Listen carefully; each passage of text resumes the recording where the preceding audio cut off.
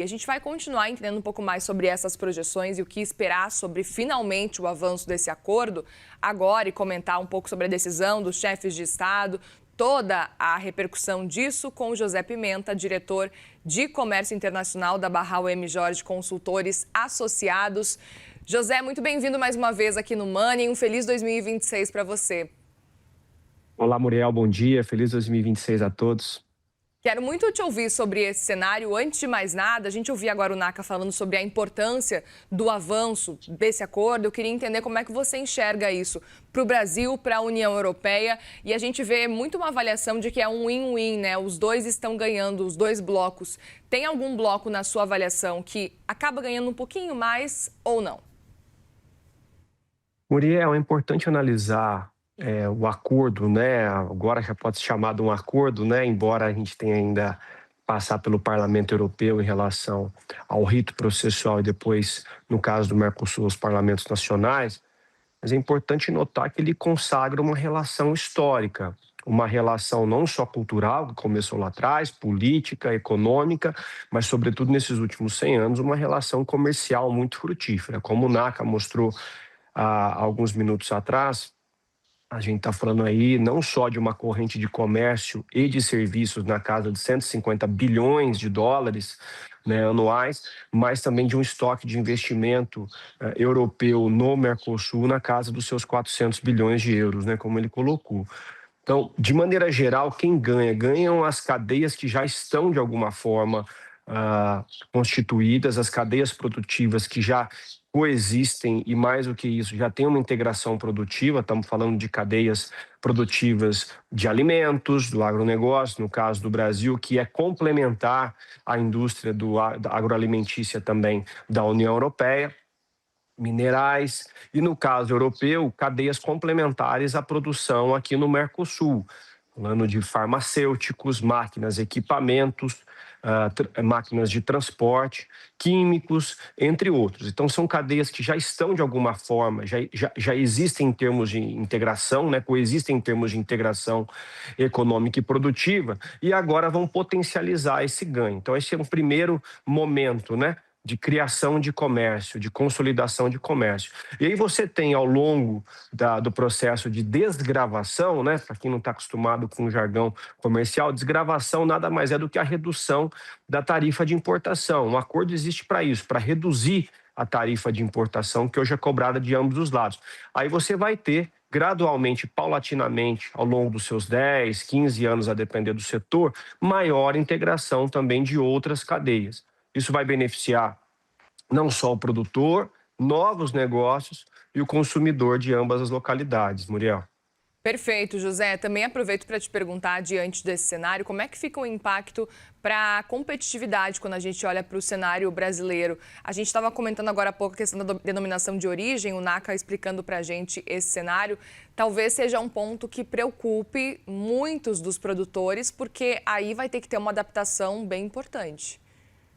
Vai ter uma adaptação de rótulo, às vezes vai ter que ter uma adaptação a depender, você falou, obviamente, da denominação de origem, mas a depender do produto, alguma adaptação em relação ao processo produtivo, à embalagem, mas tudo isso foi amplamente negociado, Muriel. Acho que esse é o ponto principal aqui. Essas regras, de maneira geral, elas foram de maneira geral e também muito específicas, foram amplamente negociadas.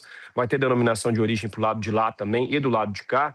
Então, o que você tem, e aí acho que é o grande ganho do acordo, é no mundo muito imprevisível, né, em relação ao comércio internacional, onde regras são alteradas a todo momento, me desculpe, alíquotas são alteradas a todo momento, você vai ter mais previsibilidade para os operadores do comércio internacional. Quando eu falo operadores, eu não estou falando só de quem exporta, né, do armador, mas também estou falando das empresas, da cadeia que vem atrás, daquela cadeia de inputs estratégicos, insumos. Então, de maneira geral, você vai ter nessas regras, nessa harmonização regulatória, né, e convergência regulatória que o acordo vai trazer, o ambiente vai se tornar mais propício para você poder investir e planejar ao longo dos anos. Adaptações vão ocorrer, mas elas ocorreriam de qualquer forma, porque a União Europeia, o Mercosul também, mas sobretudo a União Europeia, né, é mestre em ter esse tipo de inovação regulatória, aprovações já recentes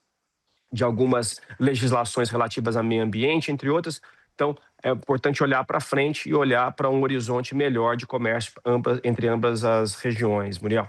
Agora, José, a gente sabe que tem alguns países que não se interessam em olhar para frente, que estão bem incomodados com essa aprovação. Por exemplo, França, que historicamente é muito protecionista. Agricultores, sem dúvida, não gostaram, mesmo com as salvaguardas apresentadas.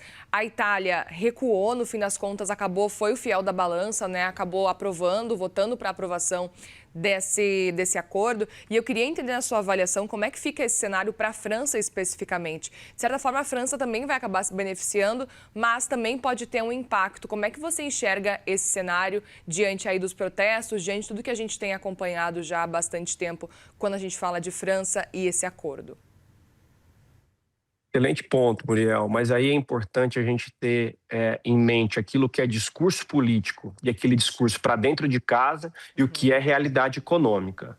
Quando a gente fala de discurso político, né, especificamente, é essencial que cada país aí, cada governante olhe para dentro de casa e tente de alguma forma acomodar os seus interesses. A França sempre teve uma relação bilateral muito forte com o Brasil em termos industriais, em termos de serviços, mas tem essa questão do agro francês, e não só a França, né, mas outros países também, Polônia, Hungria, mas a França saltou aos olhos pelo número populacional, que é necessário que o Macron faça realmente, tenha esse discurso, né, interno de acomodação de interesse, dizendo, sou contra, a França vai se posicionar contra e realmente se posicionou. No entanto, o ganho para a indústria francesa, e quando eu estou falando de indústria, eu estou falando em larga escala, vai ser fundamental, porque essa cadeia, né, as cadeias industriais francesas e do Mercosul, e sobretudo brasileiras, aí, já estão integradas há muitos anos, né, há várias décadas. Então, é importante ter esse debate interno, essa visão de economia política interna desses setores. Então, uma coisa é jogar, obviamente, para setores, é compreender alguns setores e comunicar, né? Se comunicar com eles. É o que o governo francês está fazendo. Isso vai. O que tem em jogo aí, né? O que entra efetivamente em pauta? Isso vai bloquear o acordo? Tivesse que ser bloqueado, já teria sido bloqueado no Conselho, embora a questão do parlamento, aprovação agora por maioria simples, né, seja também complexa, é algo a ter em mente. Mas, de maneira geral, o acordo vai trazer mais ganhos para a indústria desses países que foram, de alguma forma, contra, do que prejuízo para o agro desses países, porque você vai ter cotas que já foram negociadas, você vai ter, obviamente, aquela salvaguarda agrícola também que já foi negociada internamente na União Europeia, aí aos 45 de segundo tempo, né? Então, uma série de proteções para esses países já foram colocadas e vão ser reforçadas agora, Muriel. Perfeito. E outro ponto também, e que é importante te ouvir com relação a como é que fica para o consumidor brasileiro esse cenário. Claro, também é interessante entender como é que fica lá para a Europa, mas olhando para o nosso consumidor aqui do Brasil, a gente pode esperar, talvez, para além dos produtos mais baratos lá da Europa, talvez alguns produtos brasileiros também mais baratos ou não? Como é que você enxerga esse acordo nesse sentido para o Brasil? É muito complexo dizer isso agora nesse primeiro momento, Muriel, porque vai depender, obviamente, de como essa cadeia, né, ou como essas cadeias vão se acomodar em relação àquilo que vem de insumos da União Europeia. Quando a gente começa a noticiar o acordo, a gente fala muito de vinhos, chocolates, queijos, que são produtos já de final, né, na jusante da cadeia, que vão chegar de maneira mais barata para o consumidor brasileiro. Tendem a chegar, né? Você tem outras questões também que podem impactar no preço. Mas tirando o imposto de importação, que é um imposto alto, paulatinamente, de novo, gradualmente e respeitando a sensibilidade da indústria nacional, são produtos que já estão no consumo cotidiano do brasileiro, né?